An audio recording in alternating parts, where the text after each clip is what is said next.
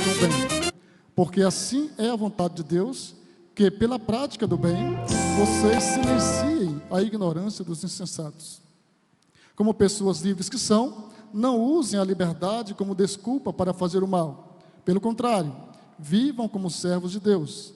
Tratem todos com honra. Amem os irmãos na fé. Temam a Deus e honrem o Rei. Podem sentar, muito obrigado.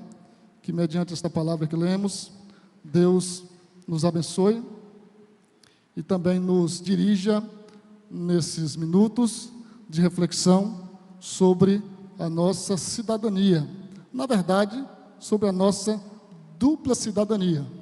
Eu quero inicialmente agradecer pela oportunidade, nosso pastor, a missionária Elis, e também pela presença dos irmãos, e me desculpar, pedir perdão, porque estou colocando diante de vocês, não um slide, né, mas um texto assim, com a letra pequena, mas eu vou procurar ler de forma bem compassada aquilo que for lido aqui, e quem porventura tiver interesse depois, eu posso fornecer esse material em PDF, para você de repente conferir, caso você queira. Muito bem, nós lemos o texto de 1 Pedro, uma epístola que o apóstolo escreveu aos irmãos, possivelmente escreveu de Roma esta epístola, bem perto já do seu martírio, e Pedro, ele inicia a sua epístola, esta primeira epístola, chamando os seus leitores de nação eleita, já colocando eles exatamente no lugar de honra que lhes foi concedido pelo Senhor Jesus. Mas também lembra eles, e se inclui entre eles, como sendo forasteiros nessa terra. É o que nós temos no capítulo 1, no versículo 1. Ele se identifica, Pedro, apóstolo de Jesus Cristo, aos eleitos, que são forasteiros da diáspora, no Ponto, na Galácia, na Capadócia, na Ásia, na Bitínia. Eleitos segundo a presciência de Deus Pai, segundo o conhecimento prévio de Deus Pai, em santificação do Espírito, para a obediência e a aspersão do sangue de Jesus Cristo. Que a graça e a paz lhes sejam multiplicadas. É assim que Pedro inicia sua epístola para uma igreja que já era perseguida, não necessariamente ainda pelo Império Romano, de forma oficial, mas desde quando iniciou sua perseguição pelos próprios judeus, e a essa altura da história, no Império Romano também já haviam tomado gosto em perseguir os cristãos, ainda que não fosse algo oficial direto do imperador. Pedro escreveu esta carta, certamente no período em que Nero era o imperador de Roma. E a história nos conta que foi exatamente esse Nero, um dos piores imperadores romanos, quem foi o responsável pela morte tanto de Pedro quanto de Paulo. E curiosamente, ou melhor, maravilhosamente, é a este imperador, que certamente já se revelava como um homem mau, um homem sanguinário, um homem injusto, que chegou a matar parentes, filho, esposa. É exatamente sobre esse homem que Pedro orienta os cristãos a se submeterem, quando ele fala ao rei. Ele está falando exatamente de um imperador muito mau, para ser bem curto nas palavras.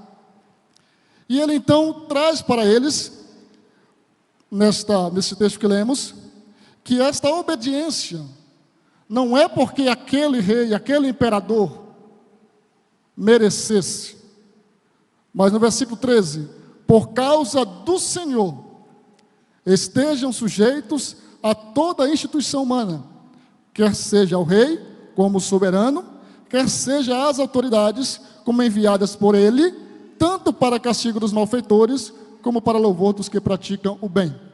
Por aqui nós já entendemos que a nossa submissão às leis e às autoridades constituídas são exatamente por causa do Senhor. Na verdade, a nossa vida, ela tem que ser tudo por fé. E tudo que fazemos tem que ser para glorificar o Senhor. E Pedro traz exatamente esse ensinamento para os irmãos que já viviam sob perseguição, que eles deveriam ainda assim se submeter ao rei e às autoridades constituídas. O tema desta reflexão é exatamente o líder cristão e sua cidadania.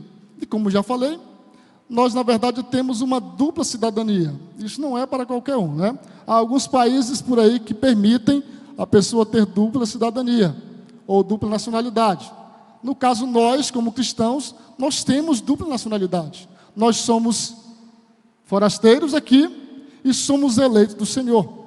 Nós somos, no nosso caso aqui, somos brasileiros, mas nós somos também do reino do Pai. Nós somos eleitos, não por merecimento próprio, mas pela presciência de Deus, que providenciou a salvação para nós. Então, por isso, nós podemos dizer que não somos deste mundo. Estamos aqui de passagem. E neste estudo falaremos um pouquinho sobre esta cidadania, sobretudo sobre o aspecto da nossa cidadania terrena. Como conciliar o ser cristão com o ser cidadão brasileiro? Como fazer diante de leis que nem sempre estão de acordo com a palavra de Deus, mas outras vezes sim. Vamos nos submeter sim, evidentemente, naquilo em que não contraria a palavra de Deus. Nos últimos tempos, as palavras política e político têm recebido forte conotação pejorativa, especialmente em virtude da corrupção generalizada, dos escândalos nos governos, da má aplicação ou administração do dinheiro público e da índole corrupta generalizada no cidadão comum. Então, quando falamos em política, a gente já tem essa desconfiança, porque nós entendemos na prática e vemos no dia a dia que parece que a regra é exatamente a corrupção da política. E isso nos deixa, às vezes, até desesperançados em parte, porque a gente acha e começa a definir política como sendo sinônimo de corrupção. Nesse cenário é comum ouvir afirmações do tipo: não gosto de política, políticos são todos iguais, todo político é corrupto, e alguns até dizem: o Brasil não tem mais jeito, porque quando nós, às vezes, gastamos um pouquinho de esperança, nos decepcionamos com aqueles a quem nós mesmos elegemos, seja no executivo, seja no legislativo. Nessa esteira, para o senso comum, política sempre seria sinônimo de corrupção.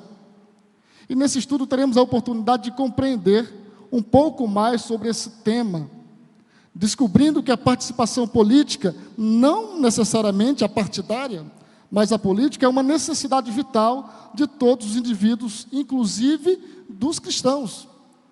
E que a política não é necessariamente do diabo. Nós temos como, pela palavra de Deus, entender e sermos esclarecidos que a política não é necessariamente do diabo, que exercer a nossa cidadania não requer que nós abramos mão da nossa cidadania celestial, que eu não preciso deixar de ser um bom cristão, que eu não preciso deixar de ser um servo de Deus para ser cidadão. É tanto que a cada 2 anos nós exercemos nossa cidadania quando vamos às urnas eleger aqueles que nós achamos que são os melhores, ou até, para quem é um pouco mais pessimista, aqueles que são menos piores, né? Mas nós vamos lá. E eu tenho comigo uma coisa, falo de mim, já vou adiantando aqui uma opinião pessoal. Eu não dou viagem perdida. Se eu vou à urna, eu voto em alguém. Respeito que anula o voto ou deixa em branco. Mas a gente precisa ter essa esperança de que pode se mudar, de que o nosso país pode se melhorar. E nós, como servos de Deus, guiados pelo Espírito Santo, espera-se que tenhamos um discernimento melhor sobre as escolhas que fazemos. Como deve o cristão conciliar sua fé e sua atuação como ser político que é? Como conciliar a fé e a sua atuação como cidadão? Devem os líderes cristãos envolver-se com a vida pública e política? Qual o limite entre a cidadania celestial e a cidadania terrena e política? Irmão deve votar em irmão apenas? Quais as características de um bom político? E qual deve ser a postura da igreja em relação ao processo eleitoral? Acho que na década de 90 foi erguido um lema que durou por muito tempo, de que irmão vota em irmão, né? Eu acho que, apesar de não ser tão maduro assim, mas eu lembro que teve um divisor de águas. Até certo tempo, falar em política era quase que um pecado. Então, política não era de Deus. De repente, a igreja se despertou, e parece que talvez tenha ido até com muita sede ao pote, E aí se despertou para essa entrada no cenário político. É lógico, falo do cenário político partidário, com candidaturas e tal. E nós tivemos aí uma ascensão de evangélicos no cenário político. E tivemos muitas boas escolhas. Tivemos muitos avanços, mas também tivemos decepções. E talvez por causa das decepções, muitas pessoas passaram a dizer: não, irmão não tem que votar em irmão. Crente não pode se envolver em política. Quando o assunto é política, em nossas igrejas pode existir pelo menos 3 classes de cristãos: aqueles que não gostam do tema e não querem sequer ouvir nada a respeito do assunto, aqueles que se consideram bem por dentro do assunto e aguardam uma oportunidade para tirar proveito da ideia, e aqueles que são muito bem informados quanto à vida política e social do nosso país e agem com responsabilidade e hombridade como cidadão. Em que grupo você se enquadra? Espero que você se enquadre nesse terceiro grupo. Aqueles que são muito bem informados quanto à vida política e social do nosso país e agem com responsabilidade e hombridade como cidadão. Já citando um exemplo bíblico, Neemias, que era copeiro do rei, estando em terra estranha, sendo copeiro do rei, mas ele não era desligado da realidade do seu povo. Quando ele tomou conhecimento da realidade em que estava Jerusalém, os muros da cidade, ele se envolveu com a situação do seu povo, da sua pátria, da sua terra, a ponto de demonstrar isso diante do rei. Mas ele não apenas ficou triste, não apenas ficou preocupado com aquilo, mas ele já traçou um plano para se permitir ser usado por Deus. E quando o rei percebeu que ele estava triste, que perguntou: o que houve, Neemias? Você está com a cabeça baixa assim desse jeito? E ele disse: mas como que eu vou estar feliz? Como que eu estaria sorrindo se a minha cidade, se a minha nação está só ruínas, os muros estão derrubados, destruídos? Não tem como eu estar tranquilo, ainda que ele estivesse dentro de um palácio, ainda que ele estivesse num ofício privilegiado. E aí o rei foi e perguntou para ele o que ele queria. E ele mesmo fala, quando ele relata, ele fez um contato com Deus tão rápido, para ter uma palavra, uma resposta para o rei, e a oportunidade não foi desperdiçada. Você conhece a história, é só ler no livro de Neemias, que ele foi usado por Deus para ir para a sua terra de volta e iniciar os trabalhos. Veremos que a política e a vida pública à luz das Escrituras, aqui tratadas com diretrizes para o relacionamento apropriado do cristão.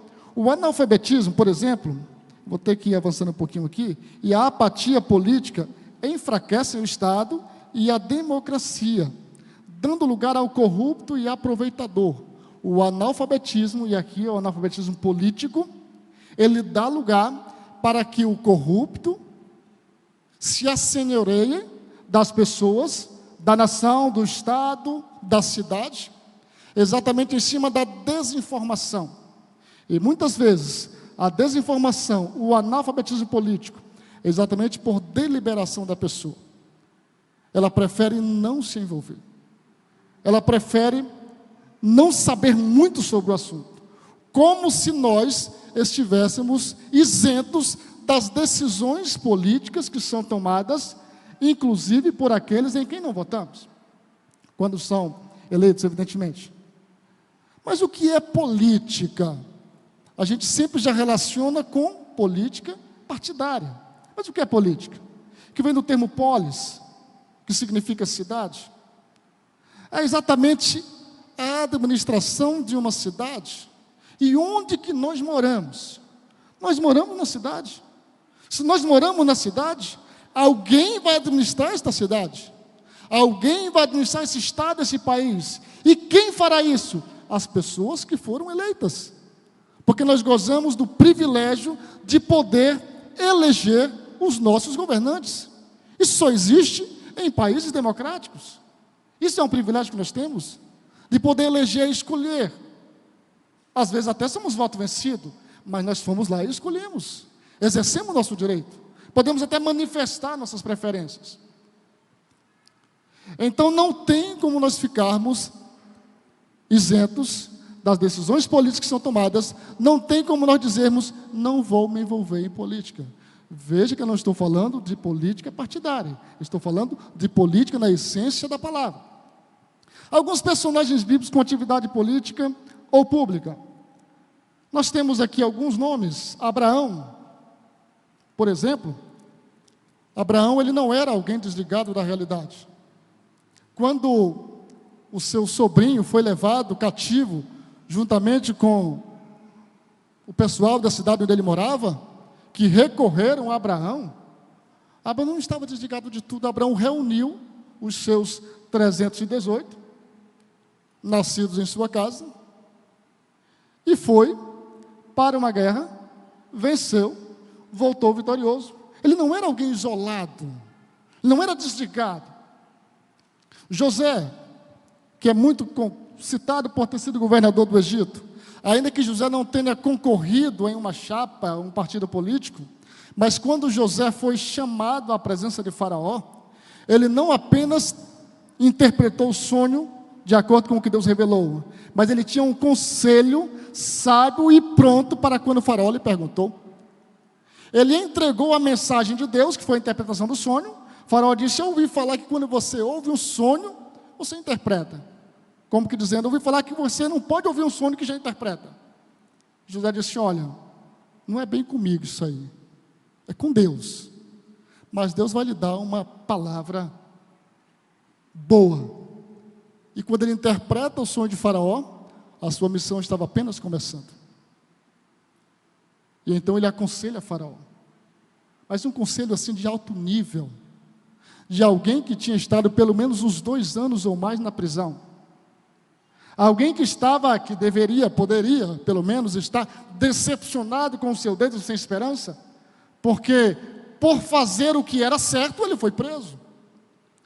Mas quando ele foi diante de Faraó, ele tinha uma palavra de Deus para Faraó, mas tinha também uma palavra de sabedoria, um conselho que repercutiu não só no Egito, mas que atingiu inclusive a sua família que morava longe. E ele disse: Faraó, vai vir essa fome, agora deixa eu lhe aconselhar, organize no seu reino armazéns para guardar esse mantimento, coloque administradores para cuidar disso aí. Ele nem se ofereceu para isso, mas ele deu um conselho tão sábio, que Faraó ficou abismado. Ele disse: nós acharíamos alguém como ele? Ele não entendia de Deus Jeová e disse: onde habita o Espírito dos deuses?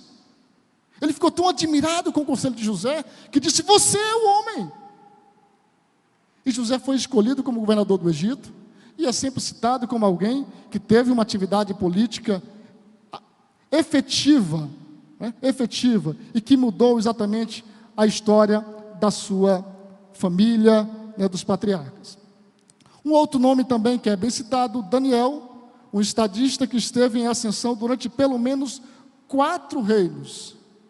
Daniel era uma pessoa tão íntegra, que mudava a dinastia, mas ele continuava tendo seu espaço.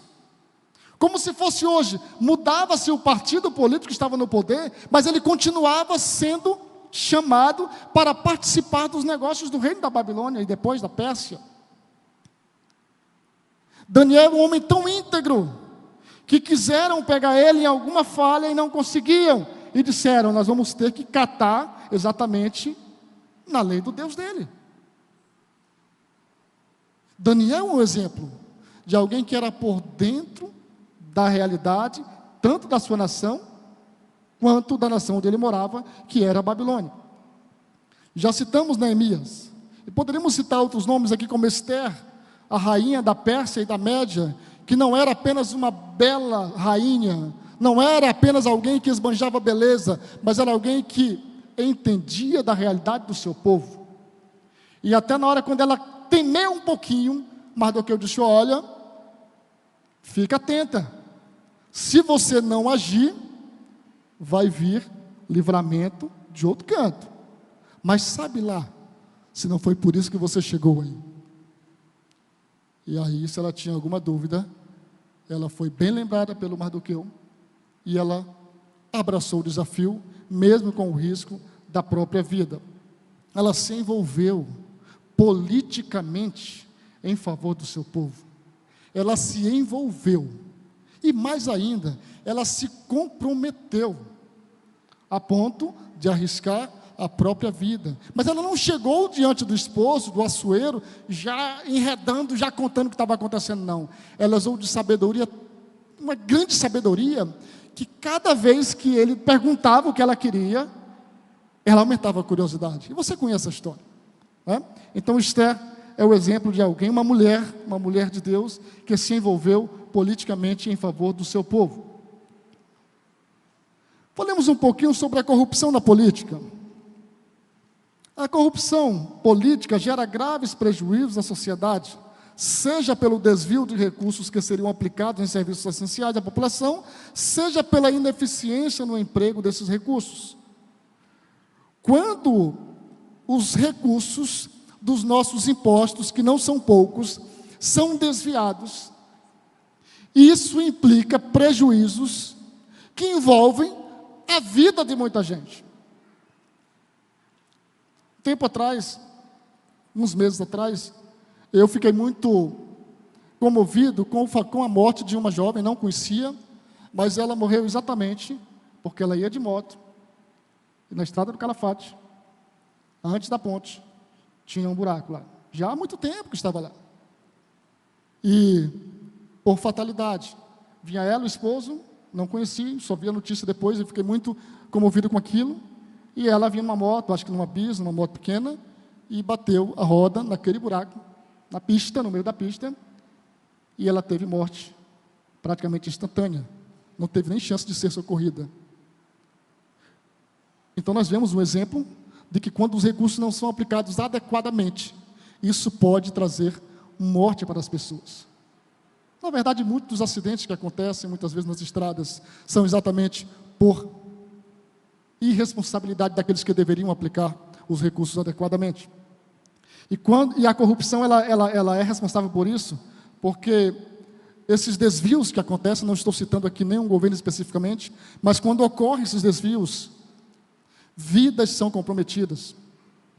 Serviços essenciais à população não são oferecidos, ou então são oferecidos com péssima qualidade.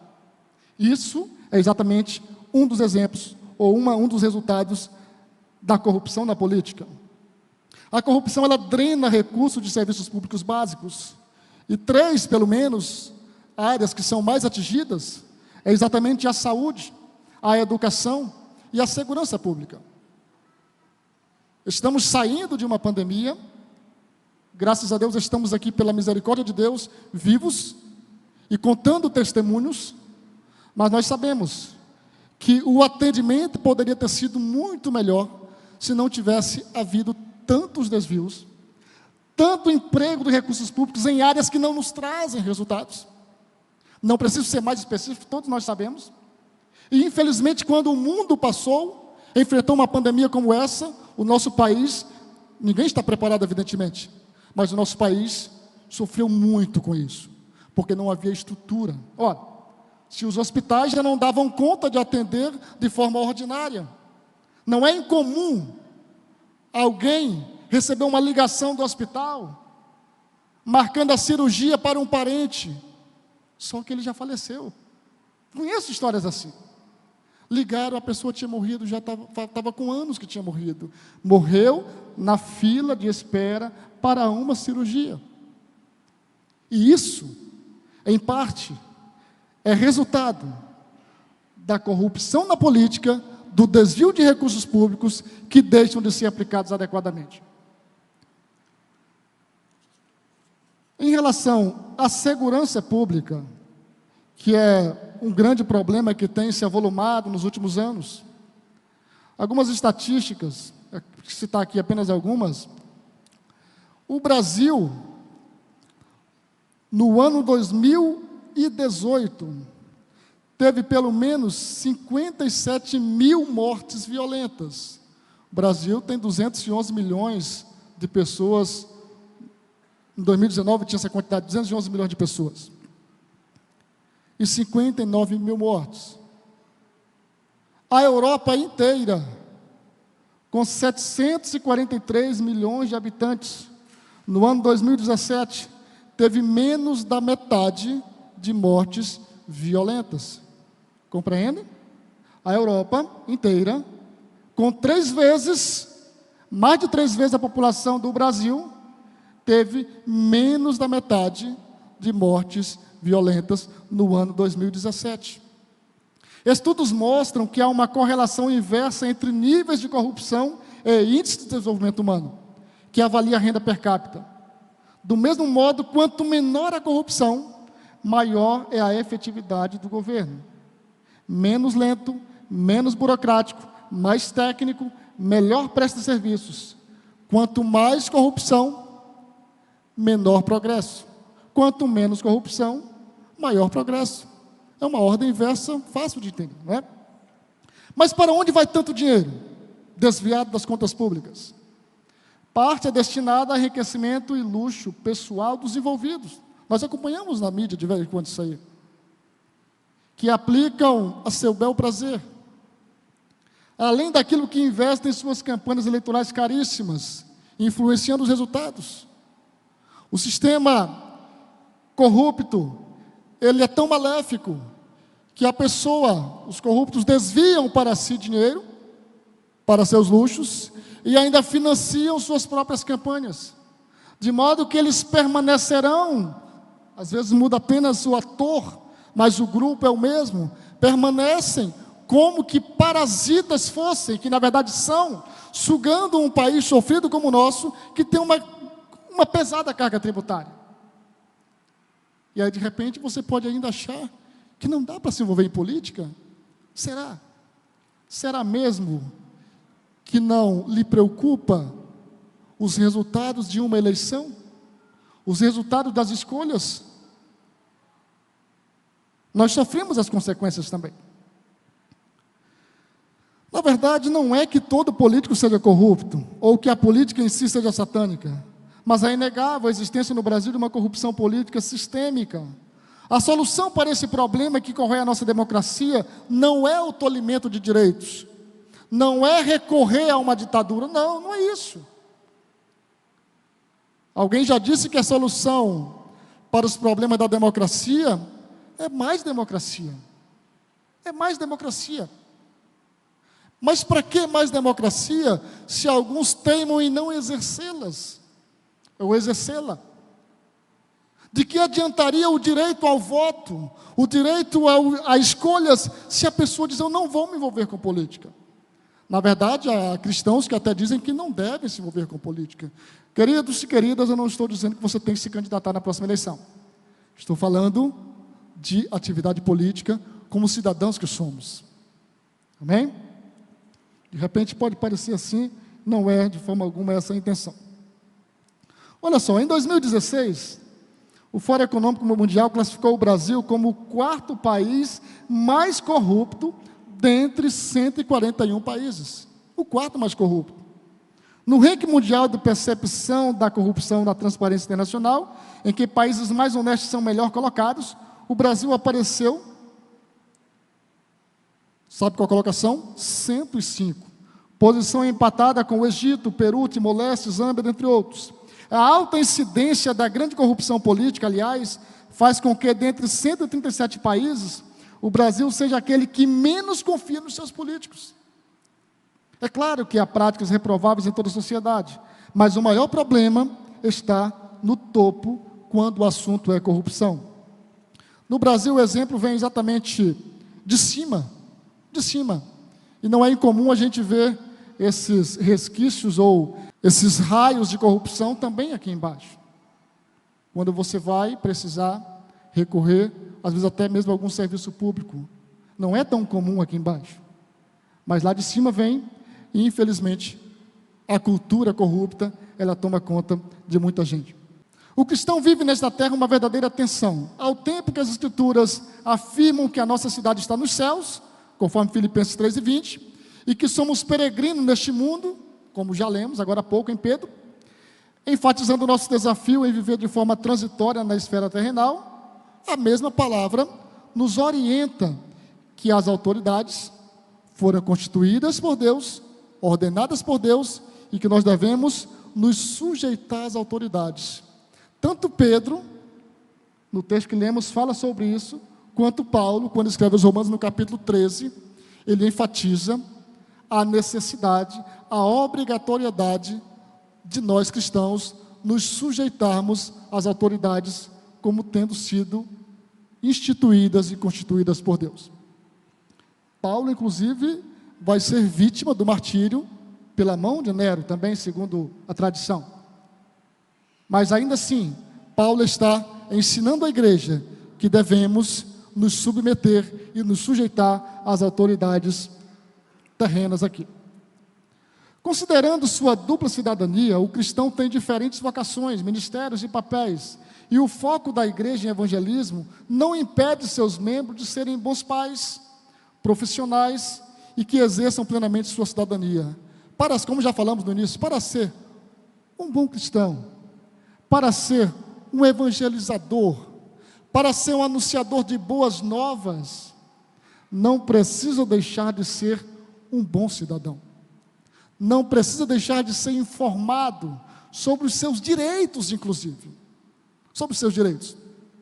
Quando Paulo foi preso, parece-me que em Cesareia, ou em Jerusalém, quando ele foi preso pelos seus patrícios, por inveja, pelos próprios judeus, e ele soube que queriam matá-lo.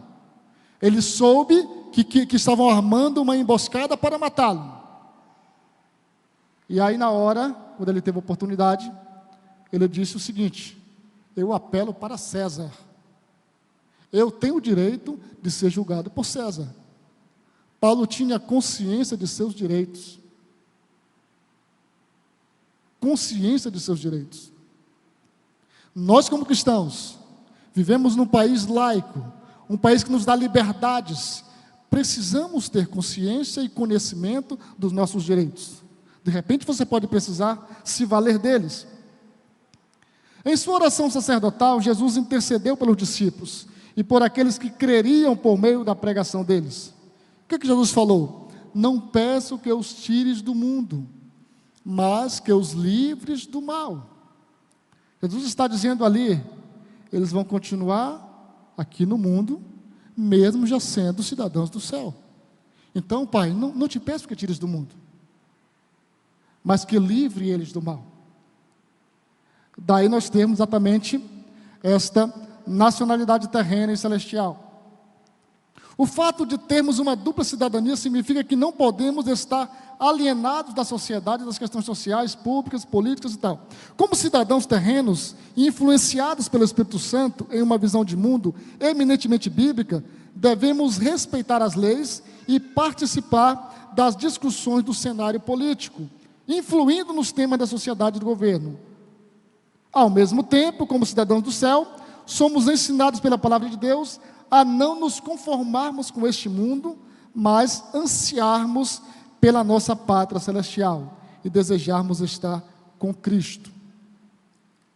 A separação necessária entre igreja e Estado, a conscientização a respeito da importância da participação política não significa jamais a união entre o Estado e a igreja. Vou falar um pouquinho sobre esta separação entre Estado e igreja, a igreja enquanto instituição. Nós sabemos que ao longo da história, a união da igreja ao Estado, ou do Estado à igreja, trouxe prejuízos milenares. A história da igreja nos ensina que o imperador Constantino, são várias versões, evidentemente, mas vamos focar aqui que a igreja vinha sofrendo perseguições há quase 3 séculos, e de repente um homem chamado Constantino, imperador romano, ele cessa as perseguições. Lógico, ele também tirou proveito disso, mas coloquemo-nos no lugar daqueles que estavam morrendo, sob as mãos do Império Romano até então. E um pouquinho depois, no ano 380, o outro imperador, ele foi e decretou que o cristianismo seria a religião oficial do Império Romano. Ora, quando ele decretou que o cristianismo, que até então tinha sido perseguido pelo próprio império, agora passou a ser a religião oficial, lógico, se é oficial, naquele contexto de um império, era também obrigatório. Então, quem não quisesse entrar na crença, nessa época, evidentemente, sofreria punições. Então, de repente, uma igreja que era perseguida, ela parou de ser perseguida. É lógico, ela não começou a perseguir ainda. O império fazia isso com quem, porventura, não aceitasse os ensinamentos da igreja. Só que não demorou muito para que esta igreja, anteriormente perseguida, passasse a perseguir. Tomasse gosto das perseguições. E nós tivemos pelo menos 1000 anos. Muitos chamam de Idade das Trevas, Idade Medieval, em que a igreja praticamente dominou o mundo. E os impérios que antes dominavam, alguns deles passaram a ser vassalos da igreja. A igreja que tinha sido oprimida passou a oprimir. Os historiadores dizem que o que a igreja fez nesse período de aproximadamente 1000 anos, as atrocidades que ela fez, superaram aquelas que o Império Romano havia feito com os primeiros cristãos. Então nós já sabemos pela história que a união igreja-estado não é saudável. Daí a importância de termos a separação entre igreja e Estado. E no Brasil nós não temos uma religião oficial. Algumas pessoas até acham que a Igreja Católica Romana é a religião oficial do Brasil, mas não é. A nossa Constituição não nos mostra isso. Na primeira Constituição do Império, de 1824, sim, a Igreja Católica era a religião oficial. Inclusive os protestantes não podiam ter templos, podiam se reunir de forma clandestina em suas casas. Mas a partir de 1889, isso parou. Então nós não temos igreja oficial. Nós temos uma laicidade, da qual nós podemos sim tirar proveito no melhor sentido possível. Porque ao mesmo tempo que o Estado não impõe que religião será dele, ele também não pode impedir que você professe a fé que você quiser. Quando falamos que o Estado é laico, dizemos exatamente isso aí. O Estado ele é leigo. O Estado ele não entende de religião. O Estado não entende de culto. Por isso que nós reclamamos no ano passado, quando o Estado impôs como seriam nossos cultos. Porque quem entende de culto somos nós. Ainda que somos aprendizes ainda, mas quem cultua somos nós. Nós entendemos um pouquinho de culto. Somos nós que escolhemos os nossos hinos, somos nós que estabelecemos qual a duração do culto. O Estado não entende disso. Daí o Estado ser laico. Então nós temos liberdade para professar a nossa fé.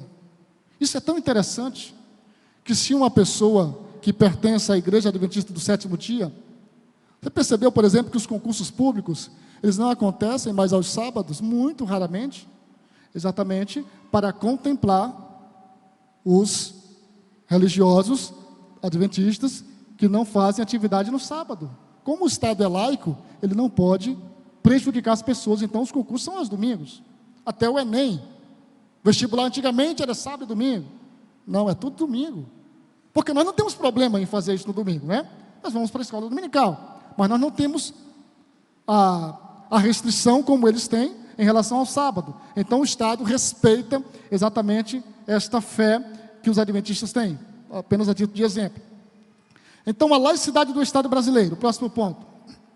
E voltando um pouquinho aqui, o próprio Jesus, quando ele foi indagado pelos seus inimigos, né, que muitos que estavam ouvindo ele eram inimigos, queriam pegar ele em alguma falha, então perguntaram para ele se era lícito, se era correto pagar o tributo para Roma, para César. Ora, Israel não era dominada por Roma? Pois é, então era obrigado a pagar o tributo, o imposto para Roma. A gente paga aqui no Brasil, né? Eles pagavam para outro país, lá fora. Então veja, Jesus respondeu de forma muito prática. Ele pediu a moeda e estava lá a foto, né, a esfinge do César. Disse: de quem é essa foto aqui? É do César. Então dá para o César o que é de César. Dai a César o que é de César e a Deus o que é de Deus. Separando as coisas de forma bem prática, o nosso Senhor Jesus fazendo. Em seus ensinamentos, tanto o Senhor Jesus quanto os seus apóstolos enfatizaram que igreja e Estado possuem papéis bem distintos e que não são necessariamente antagônicos entre si. Não, não são. Como luz do mundo e sal da terra, a igreja deve influenciar o governo, mas não pode jamais confundir-se com o governo. Portanto, dai a cada um o que deveis. Quem tributo, tributo. A quem imposto, imposto. A Constituição do Brasil, ela outorga ao cidadão plena liberdade de crença e garante o livre exercício dos cultos e liturgias, além da proteção aos locais de adoração. Então a pessoa pode escolher a religião que ela quiser, e ela pode não escolher nenhuma também se não quiser. Pode ser ateu, é a liberdade. Não é só liberdade religiosa, é liberdade também de não ter religião. E existe até alguns que conseguem ter religião e depois se tornarem ateus. É um sentido inverso, mas acontece. O artigo 5º, vou ler aqui esse dispositivo. Todos são iguais perante a lei, sem distinção de qualquer natureza, garantindo-se aos brasileiros e aos estrangeiros residentes no país a inviolabilidade do direito à vida, à liberdade, à igualdade, à segurança e à propriedade nos termos seguintes. Esse artigo aqui é o maior que tem, mas aqui apenas 2 incisos.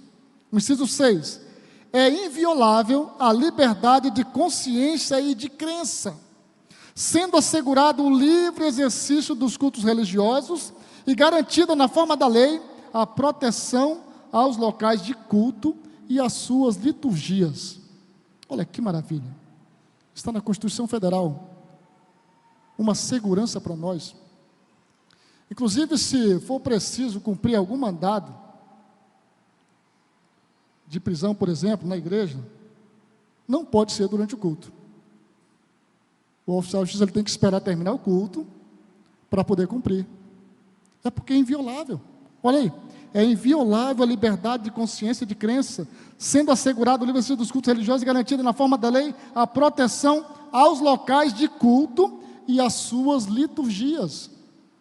Apesar que a gente viu aberrações nesse período aí de fechamento de igrejas, mas está aqui na Carta Magna, é inviolável. Ninguém será privado de direitos por motivo de crença religiosa ou de convicção filosófica ou política, salvo se as invocar para eximir-se de obrigação legal a todos imposta e recusar-se a cumprir prestação alternativa fixada em lei. Então nós não podemos ser discriminados pelo fato de sermos crentes. Hoje está mais chique, a gente fala que é evangélico, né? Mas dizer que é crente, lembro, quando eu era menino ainda, pelo menos eu lembro que dizer que era crente era vergonhoso. E para a gente, filho de crente, né? Crentezinho também, na escola, a gente tinha um grande desafio, né? Que era passar despercebido sem saber que a gente era crente, porque era motivo de chacota. Hoje não, você dizer que é crente, da Assembleia de Deus em Rio Branco então, hein? É um luxo, né? É uma honra. Então veja como as coisas mudaram. De 88 para cá, tivemos muitos avanços. E a nossa Constituição, ela nos garante exatamente que nós não podemos ser discriminados pelo fato de sermos evangélicos ou crentes. No artigo 19 da Constituição, nós temos também aqui a definição sobre a separação entre o Estado e a Igreja. Vou ler também aqui o artigo 19 da Constituição. É vedado à União, aos Estados, ao Distrito Federal e aos municípios estabelecer cultos religiosos ou igrejas. O Estado não pode botar uma igreja por ele mesmo, não pode.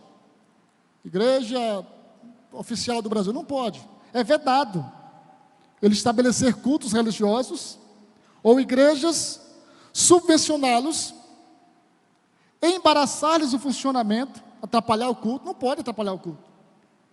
Ou manter com eles ou seus representantes relações de dependência ou aliança. É vedado o Estado fazer aliança com a igreja, de forma ilícita, evidentemente. Ressalvada na forma da lei a colaboração de interesse público. Aí sim, já participei de curso aqui na igreja, em que quem estava ministrando era o pessoal do Tribunal de Justiça. Sempre acontecem essas interações entre a instituição e outros órgãos públicos, considerando exatamente o interesse público. Mas o Estado não pode interferir na igreja, no andamento da igreja. O Código Civil também, ele traz no artigo 44, sobre as organizações religiosas. Parágrafo 1º, são livres a criação, a organização, a estruturação interna e o funcionamento das organizações religiosas, sendo vedado ao poder público negar-lhes reconhecimento ou registro dos atos constitutivos necessários ao seu funcionamento. Terça-feira da semana passada, estivemos aqui para analisar e aprovar a reforma do Estatuto. É coisa nossa. A igreja tem autonomia para fazer isso. O Estado não intervém, não pode intervir. Inclusive, na hora de registrar essa ata no cartório, o Estado não pode se negar a fazê-lo. Então, o Estado, ele precisa respeitar a igreja do mesmo jeito que nós respeitamos o Estado e suas leis, as autoridades. A união entre a igreja e o Estado. Já falamos sobre isso aqui, o que aconteceu lá em Constantino. A história testemunha do quanto a humanidade foi atingida pelos efeitos dessa união, que com o fortalecimento do poderio daqueles que se outorgaram donos da igreja, o próprio Estado foi se apequenando a ponto de se tornar em muitos reinos um mero vassalo. Já falamos sobre esse momento da história em que a igreja praticamente dominou o mundo aqui para o Ocidente. O Estado e a política. Estamos já caminhando para o encerramento. O Estado tem como função garantir, por meio de políticas públicas, as condições necessárias para a vida digna da sociedade. Esta é a função do Estado. Para isso, pagamos impostos, para que o Estado promova, fomente exatamente políticas públicas para que nós tenhamos uma sociedade digna. A Bíblia diz que as autoridades instituídas o são para disciplinar as obras más dos homens e enaltecer quem faz o bem. Parece que não é muito comum o Estado elogiar quem faz o que é certo, né? A gente, quando a gente paga os nossos impostos, a gente não recebe nenhum elogio por isso, né? Mas deveria, pela Bíblia deveria, né? Ele é instituído para disciplinar as obras más e também enaltecer quem faz o bem. Mas existem, de vez em quando, alguns incentivos aí. Num Estado democrático de direito, onde tanto cidadãos quanto autoridades instituídas têm direitos e deveres mediante carta constitucional, devemos exercer o mesmo princípio de submissão ao Estado, esposado pelo apóstolo Paulo, que já citamos lá em Romanos capítulo 13. O Estado e a Bíblia. O Novo Testamento retrata o Estado como um instrumento ordenado por Deus. Os que resistem ao Estado resistem a Deus. Então, quando alguém resiste o Estado, ou pelo menos tenta resisti-lo, que o Estado é bem maior, não é? Essa pessoa está resistindo a uma autoridade que foi constituída por Deus. Evidentemente, dentro daquilo que não confronta com a nossa regra de fé, que é a palavra de Deus. O Estado é servo do Altíssimo para aplicar a justiça. O Estado não é problema para os que fazem o bem, apenas para os que fazem o mal. Você já pensou se não tivesse autoridades para nos defender quando somos injustiçados? Como que a gente faz quando é injustiçado? Quando nos cobram uma dívida que já pagamos? Quando você cancelou o cartão de crédito e mesmo assim continuaram cobrando anuidade, o que você vai fazer? Você vai recorrer a quem? Ao Estado. Você vai lá no Poder Judiciário, enredar para ele e dizer, olha, eu paguei essa conta, estão me cobrando de novo. Eu quero que tire essa conta do meu nome e quero ser indenizado por isso. E aí o Estado vai exatamente defender os seus direitos. Veja que o Estado, ele não é inimigo. Não há o que temer quando se faz o bem em relação ao Estado. O Estado deve louvar aquele que faz o bem, e o cristão deve orar pelas autoridades que constituem o Estado. Não dá para o cristão amaldiçoar suas autoridades, ainda que não seja aquele que você queria que tivesse ganhado. Ainda que o que está lá não é aquele em quem você votou ou aquela em quem você votou. Mas nós temos o dever, e recorro ao que Pedro disse, por causa do Senhor, nós temos o dever de orar por eles. Se ele já não é como a gente gostar, imagine se a gente não orar por eles. Como que vai ser? Não é? Então veja, esse é um dever. Por óbvio, políticos contrários a convicções cristãs e aos princípios bíblicos não merecem receber o apoio nem o voto da igreja. Sim, você vai votar em alguém que persegue a igreja, por exemplo, é questão de lógica. Você vai eleger alguém que persegue os cristãos? Bom, irmãos, nós, em regra, a gente não gosta de sofrer. Se a perseguição vier, mas eu não vou atrás. A gente não vai atrás, não é verdade? Então, você vai eleger alguém que demonstra claramente que é contrário ao que você professa, ao que você ensina. Alguém que, se tiver a oportunidade, vai perseguir a igreja? É lógico que não. Nós somos inteligentes o suficiente para analisarmos isso na hora do voto. Como delinear a atuação da igreja? Os princípios éticos. Como é que a igreja vai se portar diante de um período eleitoral, por exemplo? Será que ela deve dizer em quem você ou eu temos que votar? É lógico que não. Mas cabe aos líderes, seja da escola dominical, seja de uma congregação, seja de uma igreja, cabe a eles instruir os fiéis, usando esse termo, para que votem de forma consciente. É bom lembrar para os irmãos que a venda de voto, que é crime, também é pecado. Sabe aquela época que as pessoas faziam boca de urna? Ainda fazem, não é? Parece que era uma coisa normal. Mas é crime. Se é crime, é pecado. Tanto comprar voto, como vender o voto. É tudo corrupto. O que compra e o que vende. A diferença é que o que compra tem mais posses. E o que vende pode estar necessitado. Mas o seu voto vale muito mais do que aquele valor que oferece na véspera da eleição, ou mesmo no dia da eleição. Então cabe à liderança esclarecer os crentes para que votem de forma consciente. De forma consciente. O papel da igreja na luta contra a corrupção. E tínhamos mais coisa para ler aqui, mas eu vou citar aqui um teólogo americano, Wayne Grudem.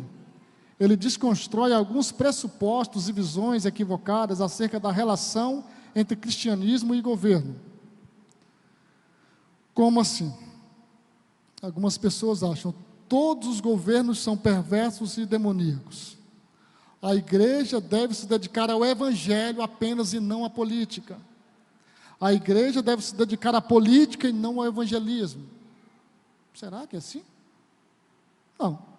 Ele defende que a visão adequada para o cristão é caracterizada pelo dever de influenciar o governo segundo os padrões morais, estruturísticos e propósitos definidos por Deus para os governos. Nós temos o dever de influenciar a nossa sociedade, às vezes o nosso pequeno círculo, com os princípios nos quais nós cremos e professamos. O Evangelho de Cristo, ele transforma as vidas, né? Se ele transforma as vidas, vidas transformadas transformarão uma sociedade. Então o Evangelho aquele Evangelho em que nós cremos, que nos transformou, ele pode transformar a nossa sociedade, desde que nós apliquemos esses princípios no nosso dia a dia. E aqui, queridos, saindo um pouquinho desse cenário político, eu tenho observado que, infelizmente, quando nos acordamos, evidentemente, focamos na atividade político-partidária, mas nós, infelizmente, negligenciamos outras áreas do poder público. Infelizmente, quando mandamos nossas crianças para a escola, elas vão ouvir de professores que não creem em Deus, que às vezes arrotam ódio contra os cristãos, porque não é apenas o fato da pessoa não professar uma religião, mas é aquelas que são inimigas do Evangelho. E pode ter certeza, se elas tiverem oportunidade, elas vão tentar desconstruir aquilo que com muita luta nós construímos no nosso lar e na escola dominical. De repente ele chega na escola ou na faculdade, e eles encontram muito pouco do que deveria ter de nós lá. Infelizmente, enquanto muitos correram atrás de um cargo eletivo que dura 4 anos, muita gente deixou de ir um pouquinho mais além para ocupar as escolas, para ocupar as faculdades, para ocupar os hospitais. Você já pensou? Você chegar num hospital e ser atendido por uma pessoa ética, por uma pessoa cristã, que tem enraizado em tudo que ele faz os princípios bíblicos. Você ser atendido por um policial que teme a Deus. Os soldados foram perguntar para João Batista: e nós, o que fazemos? O que faremos? Ele disse: vocês contentem-se com o soldo de vocês. Ou seja, não se corrompam, não cobrem propina, contentai-vos com o vosso soldo. Então você ser atendido por um policial cristão, por um médico cristão, chegar na sala de aula um professor, na faculdade um professor cristão, não é que ele tenha que ensinar a Bíblia lá, mas é impossível que os princípios cristãos na vida dele não se sobressaiam no seu próprio discurso. Então nós precisamos ir um pouquinho mais além, não aceitar ser ensinados, apenas ser liderados, ser governados por pessoas que não têm o temor de Deus, mas nós precisamos de forma lícita, com mérito, chegar lá também e fazermos a diferença, como bons cristãos, como pessoas que foram transformadas pela palavra de Deus e que vivem influenciadas por esta palavra, em tudo aquilo que fazem. O que você fará? Devemos ensinar toda a Bíblia, e não apenas os evangelhos, e a Bíblia fala sobre a influência da política. Os governos fazem muita diferença na obra do reino de Deus, facilitando ou impedindo a evangelização. O evangelho transforma pessoas, consequentemente transformando famílias, bairros, escolas, negócios, sociedades e governos. Desprezar o mundo material e só focar o aspecto espiritual beira o gnosticismo. Então o evangelho transforma pessoas, transforma lares, famílias, cidades, governos, transforma o nosso país. Quem porventura tiver interesse, posso depois fornecer esse material, e que fique esta palavra, 1 Pedro 2, e também de Romanos, que não lemos, mas Romanos capítulo 13, que trata sobre a nossa cidadania enquanto cristãos.